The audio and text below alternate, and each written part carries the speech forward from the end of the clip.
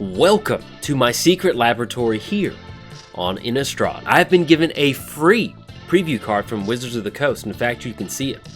It's right there. Now, I know what you're thinking. Jolt, why do you have your preview card hooked up to your Sultai transformation machine? Well, first of all, good eye. Second of all, we're going to be talking about Sultai counters today and how you too can build a beautiful board state full of value that just might win you the game. So, welcome to Fresh Pack.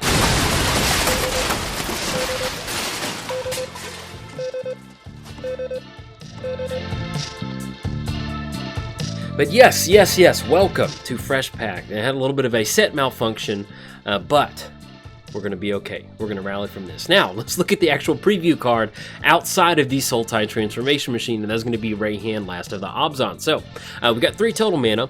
Whenever Reyhan enters the battlefield, it's going to enter the battlefield with 3+1 counters on it. Then, whenever a creature you control dies or is put into the command zone, if it had +1 counters on it, you may put that many +1 counters onto another creature.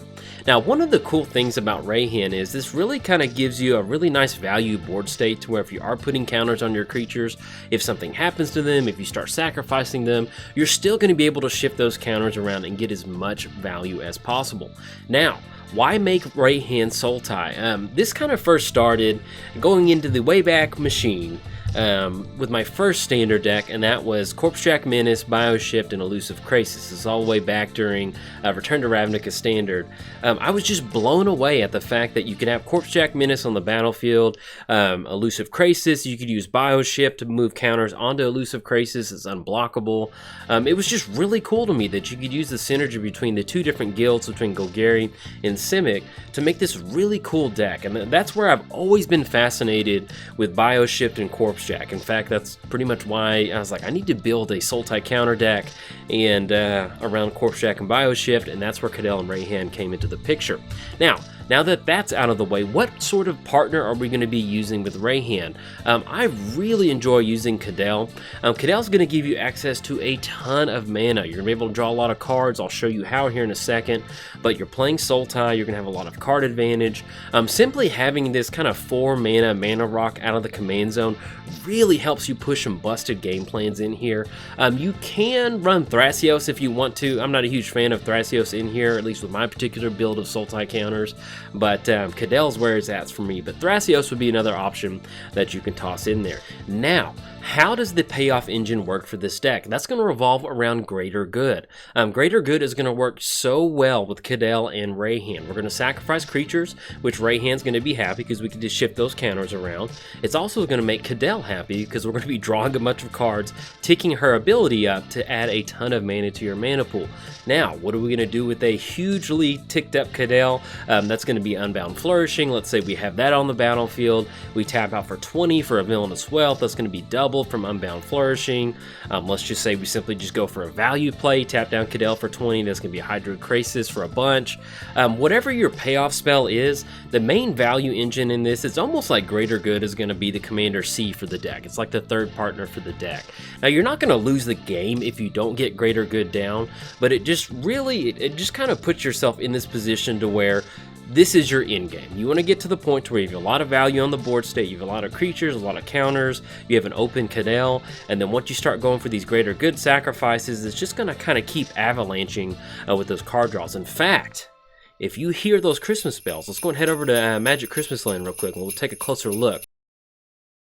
Welcome to Magic Christmas Land. We've officially broken through the firewall into the realm of unlimited possibilities. Well, not super crazy. You know, this is going to be the board state that you're eventually going to be going for, and if you have things go your way, if you do Sultai things, you ramp, draw a lot of cards, get a lot of threats out, this is the board state that you're hoping to close the game out. So, we have Greater Good, Cadell and Reyhan on the battlefield, Corpsejack Menace, Cold Eye, Hydroid Krasis, and Fathom Mage. Let's say that Cold Eye and Hydroid Krasis both have 6+1 counters on them. So, ignoring any sort of combat steps, you know, we could swing in and get a little extra damage with Cold Eye. But let's say that we sacrifice Cold Eye using Greater Good's activation. So we sacrifice Cold Eye. That's going to be 6 card draw from Greater Good. At the same time, we're going to have a Reyhan trigger for 6 counters to place onto one of our creatures. So let's go and put these 6 counters onto Fathom Mage. But If you're keeping score at home, we have Corpse Jack Menace on the battlefield. So those 6 counters will turn into 12 total counters. That's going to be 12 extra card draw from Fathom Mage because those counters were placed on Fathom Mage and we get to draw those cards. So let's say we rinse and repeat. We sacrifice Hydroid Krasis. That's going to be another 6 card draw from Greater Good. That's going to be another 12 tokens that get put on Fathom Mage. And that's going to be another 12 cards that we draw. Now, let's say that we finally end up using Greater Good to sacrifice Fathom Mage. That's going to be another 24 cards. Now we're looking at 60 cards that we've drawn this turn. If we haven't decked ourselves, hopefully we have Laboratory Maniac on the battlefield. But with us drawing 60 cards, that's going to allow us to tap down Cadell for 60 colorless mana. Then we can go for Villainous Wealth. Let's say that we have Villainous Wealth in the hand. We have Unbound Flourishing on the battlefield. I mean, we drew 60 cards, why not? And so we go for Villainous Wealth equals 60. We're going to get the extra trigger for Unbound Flourishing.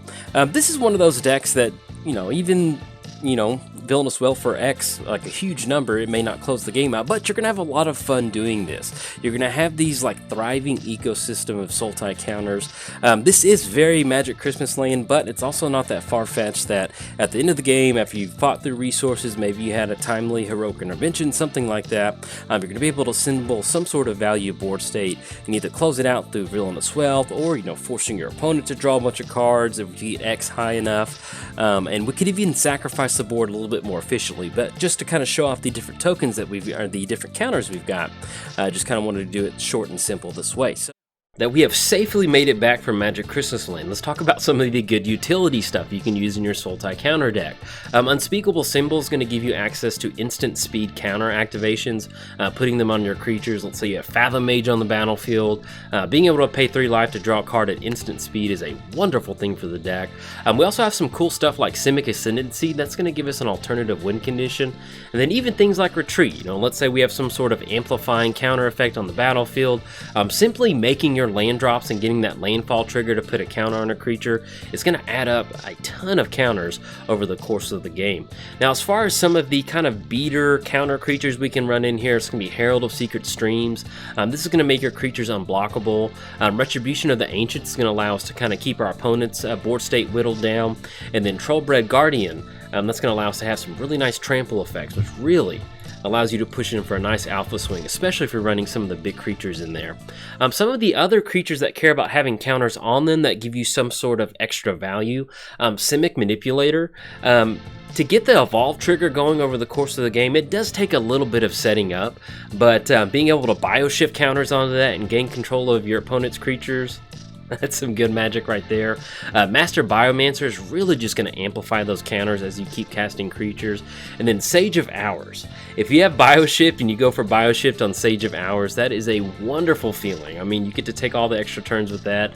Your playgroup may not like it, but if you can assemble some sort of multiple counters on your creature, bioshift it to Sage of Hours, hey, you deserve to take those extra turns because you have a lot of moving pieces to make that happen.